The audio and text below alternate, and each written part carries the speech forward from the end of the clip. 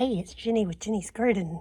Look what I'm doing. I've got flats and flats of moss, flats and flats of moss. So this is Poofy Pin Cushion Moss. You see the ones that I've been planting since December? They are getting big, aren't they? Look, they're just growing their little hearts out for us.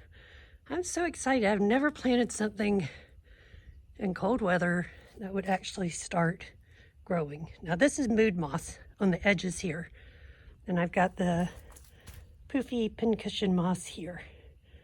So pretty soon I hope to have enough Poofy Pin Cushion Moss to put down in this area and make it all green and poofy. And then see that fleur-de-lis right there? I got that a long time ago at the garden place down in St. Matthews, and I am going to put a grafted pussy willow from it. So I get my moss from Reign of Terra, which is in Arkansas. You can find them on Etsy. I'll put the link down. And I don't know, the garden place may have a website now, but if you're ever in St. Matthews and you're looking for garden accessories, they have the best. I hope you have a good day. Bye.